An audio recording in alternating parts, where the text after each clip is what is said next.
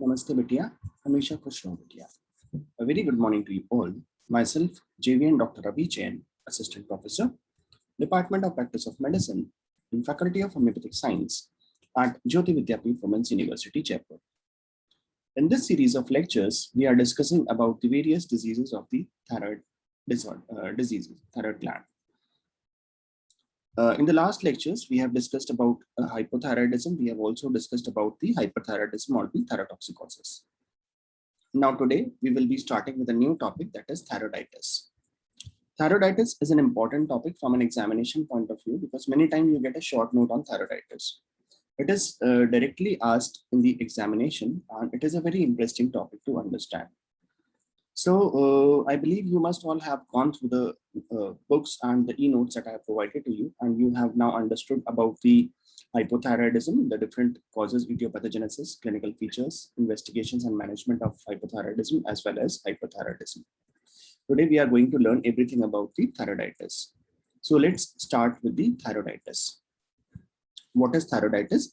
What are the different types of thyroiditis? What are the different clinical features, investigation and management of thyroiditis? All these things we are going to learn in today's lecture. So let's talk about the thyroiditis. Thyroiditis, it is a disease that is associated with the thyroid disorders. Thyroiditis is the inflammation. Itis is the inflammation, and thyroiditis means the inflammation of the thyroid gland. The inflammation of the thyroid gland can be acute, subacute, and chronic. So there are three types of thyroiditis. We have acute thyroiditis, we have subacute thyroiditis, and we have chronic thyroiditis. Now, what is acute thyroiditis? Acute thyroiditis, it can be caused due to the bacterial infection, it can be caused due to the fungal infection, or it can be caused due to the radiation.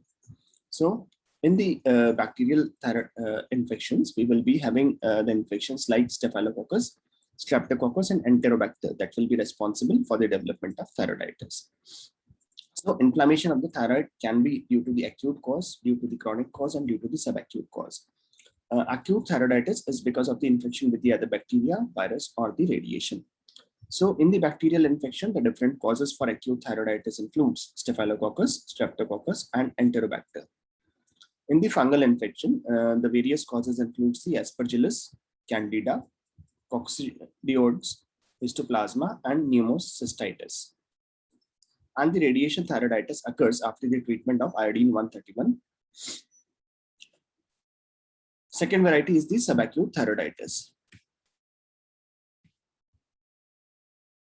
So subacute thyroiditis, it can be due to viral or the granulomatous thyroiditis. It can be silent thyroiditis, including the postpartum thyroiditis, and it can also be due to the drug-induced thyroiditis. So acute was due to the bacterial infection, fungal infection, and the radiation. Subacute thyroiditis occurs due to the viral infection that includes the granulomatous thyroiditis. It can be silent thyroiditis, including the postpartum thyroiditis, and it can be drug-induced. Now, next variety is the chronic thyroiditis. In the chronic thyroiditis, we have autoimmunity that is responsible. Autoimmunity consists of the focal thyroiditis. We have Hashimoto thyroiditis, atrophic thyroiditis with Riedel's thyroiditis. Chronic thyroiditis can be because of the autoimmunity that we have just discussed. It can be due to the parasitic thyroiditis, or it can be due to the trauma. So autoimmunity, it can be due to the focal thyroiditis, Hashimoto thyroiditis, atrophic thyroiditis, and Riedel's thyroiditis. The parasitic thyroiditis, it is because of the Echinococcus strongyloidiasis and cysticercosis. And the traumatic thyroiditis occurs after the palpation. If the gland is being palpated again and again for a very long period of time, then it can also lead to the injury of the thyroid, leading to the chronic thyroiditis. So in the acute, we have bacterial infection, viral infection, and radiation thyroiditis. In the subacute, we have viral, silent, and drug-induced. Whereas in the chronic thyroiditis, we have autoimmunity, parasitic thyroiditis, and the traumatic thyroiditis. Now let's discuss these three varieties one by one. First of all, acute thyroiditis. Acute thyroiditis, it is rare condition. It is not very frequently seen, and it is due to the suppurative infection of the thyroid gland. So acute thyroiditis, it is not very frequently seen, and it is occurring because of the suppurative infection of the thyroid gland. The patient present with the thyroid pain often referred to the throat or ears. So the pain of the thyroid, it is referred to the throat or the ears, and a small tender goiter may be asymmetrical. So you may have a small tender goiter that is asymmetrical with the thyroid pain that is radiating to the throat or ears. There is fever, dysphagia, and erythema over the thyroid gland. So there can be the symptoms of fever, dysphagia, that is difficulty in deglutition, and erythema means redness that can be seen over the thyroid and are common with the systemic symptoms of febrile illness and lymphadenopathy. So acute thyroiditis, this is a rare condition that is occurring due to the suppurative infection of the thyroid. The patient presents with the thyroid pain, and it is often referred to the throat or ears, and a small tender goiter that may be asymmetric. There can be symptoms of fever, dysphagia, and erythema over the thyroid that are common with the systemic symptoms of febrile illness and lymphadenopathy. The ESR and the WBC count are usually increased, but the thyroid function are normal. So we will see that the ESR and the WBC are usually increased, but the thyroid function is normal in case of acute thyroiditis. So in the acute thyroiditis, it is a rare condition that is occurring due to the suppuration of the thyroid gland. The patient presents with the thyroid pain, and it is referred to the throat or ears. In the throat or the ears, and a small tender goiter may be asymmetrical that can be seen. There can be fever, dysphagia, and erythema. So the patient can present with the fever. There can be dysphagia, that is difficulty in deglutition, erythema, that is redness over the thyroid, that is common with systemic symptoms of febrile illness and lymphadenopathy. The ESR and the WBC count are usually increased, but the thyroid function remain unchanged, or it is normal. Next is the subacute thyroiditis. This is the most common and most important thyroiditis that we are going to discuss today. Subacute thyroiditis, it is also known as the de Quervain's thyroiditis. So in the examination, you will get many times de Quervain's thyroiditis, and it is directly asked in the short note. So this is very important topic. De Quervain's thyroiditis, or it is also known as the granulomatous thyroiditis or the viral thyroiditis. This is caused by the viral infection that includes the mumps, Coxsackie virus, influenza, adenovirus, and ecovirus. So subacute thyroiditis occurs due to the viral infection that includes the mumps, Coxsackie influenza, adenovirus, and ecovirus.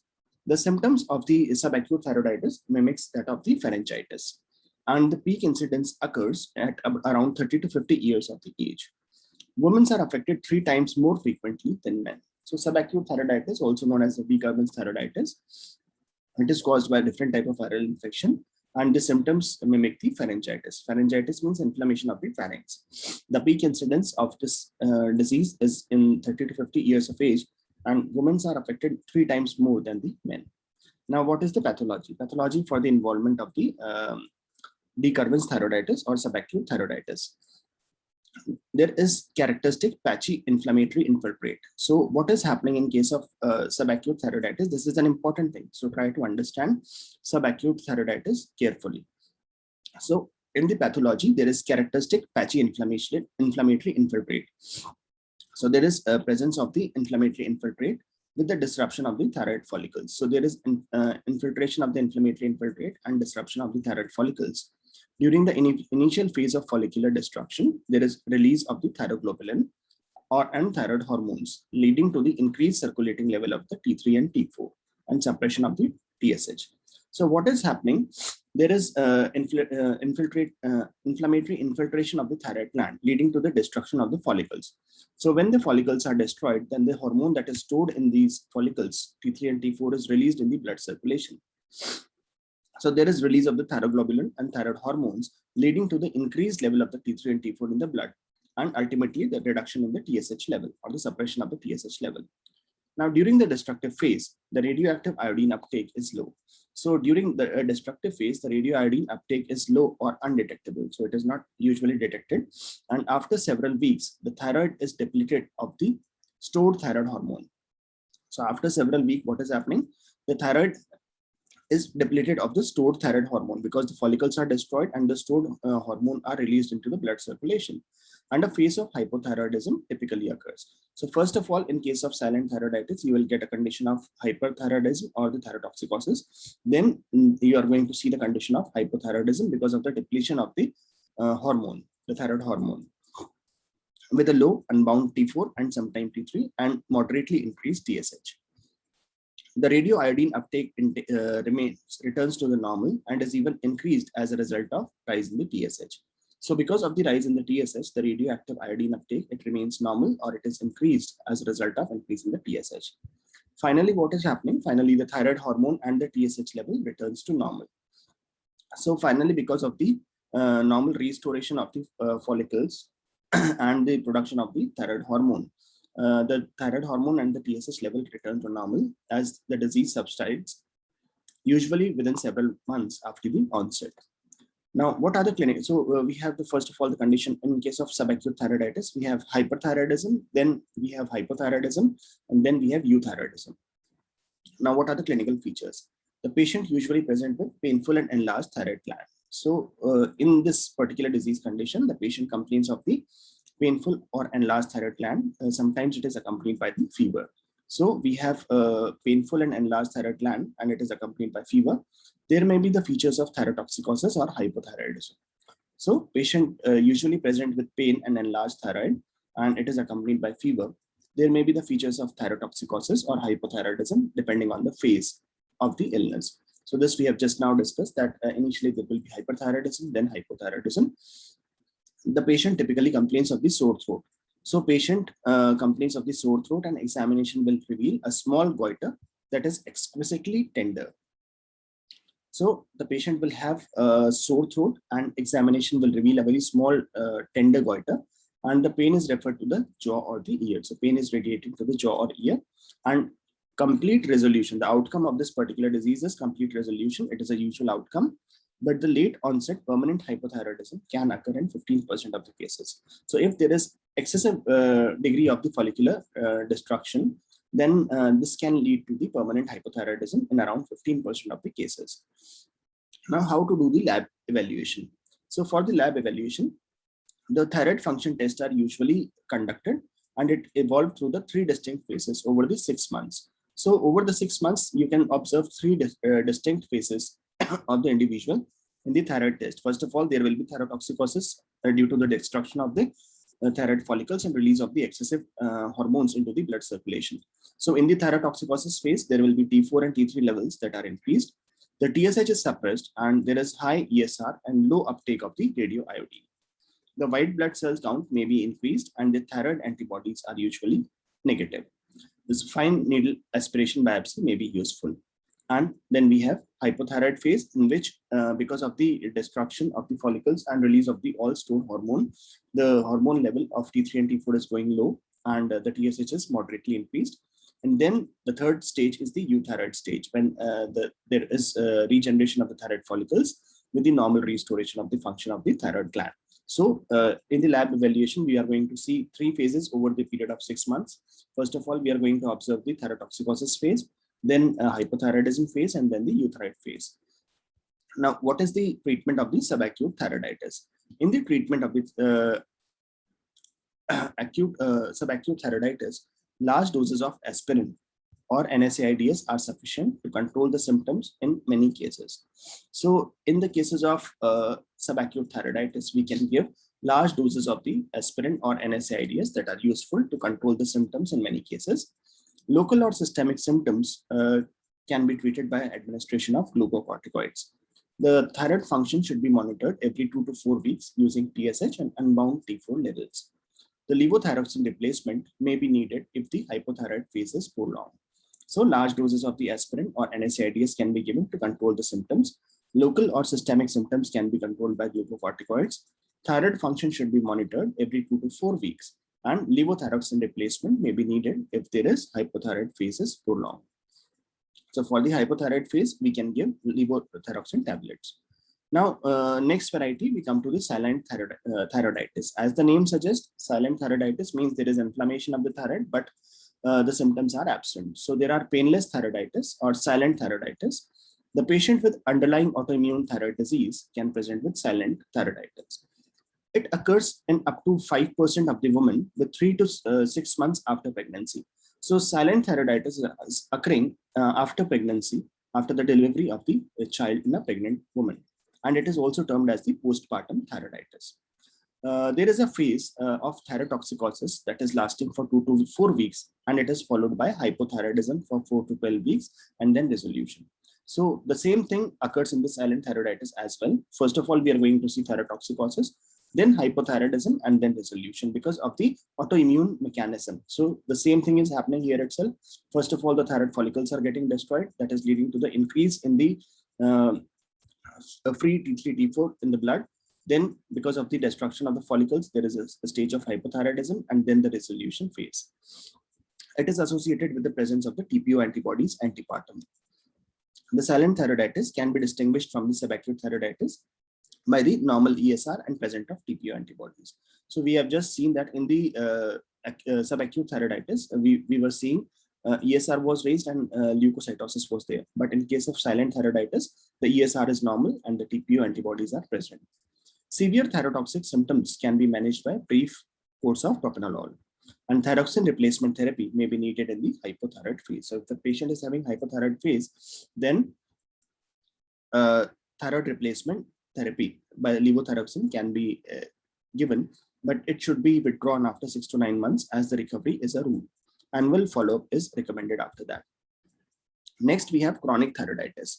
Chronic thyroiditis is associated with the serological evidence of autoimmunity, particularly the presence of the TPO antibodies.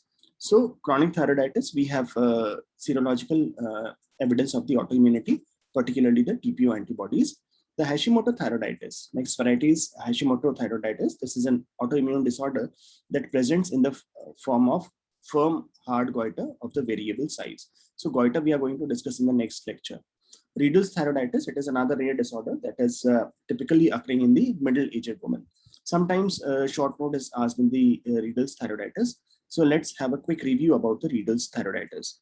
Riedel's thyroiditis is present with the insidious painless goiter. So there is slow developing painless goiter with the local symptoms due to the compression of the esophagus, trachea, and the neck veins. So what is happening in the Riedel's thyroiditis? There is slow development of the painless goiter, and the local symptoms are developing due to the pressure applied on the trachea, due to the neck veins and the esophagus, and also on the recurrent laryngeal nerve. Now, what is happening in the thyroid gland in case of Riedel's thyroiditis? There is great fibrosis. There is dense fibrosis that is disrupting the normal glandular architecture, and it can extend outside the thyroid capsule. So because of the fibrosis that is developing into the thyroid gland, there is compression on the trachea, on the esophagus, on the recurrent laryngeal nerve, and on the neck veins. The thyroid dysfunction is uncommon, and the gland is usually hard and non-tender, and it is often asymmetric. So the gland is hard, non-tender, and asymmetric, and it is fixed, leading to the suspicion of malignancy. So because of the fixture, there is a suspicion of malignancy. The diagnosis is done by the biopsy, and treatment is the surgical relief of the compression symptoms. So all those compression symptoms that are present are relieved for the treatment of the Riedel's thyroiditis. So in the Riedel thyroiditis, it is present with the insidious painless goiter and presenting with the pressure symptoms due to the fibrosis of the gland, and pressure symptoms includes the pressure or the compression on the trachea, on the esophagus, on the neck veins, and on the recurrent laryngeal nerve. And thyroid dysfunction is usually uncommon, and the goiter is hard, non-tender, and asymmetric, and fixed, leading to the suspicion of malignancy. The diagnosis requires open biopsy, and the treatment is the surgical relief of the compressive symptoms. So this is all about the thyroiditis. In the next lecture, we will be discussing about goiter. I hope you have understood this session properly. If you have any query, then you can just go through the book or consult my e-notes that I have uploaded on the portal. So this was all for today. This session is powered by Digital Version 2.0, Jyoti Vidyapeeth Women's University. I hope the session is clear to you. If you have any query, please mention in the comment box and I'll try to resolve it. So this was all for today. Thank you very much. Have a good day.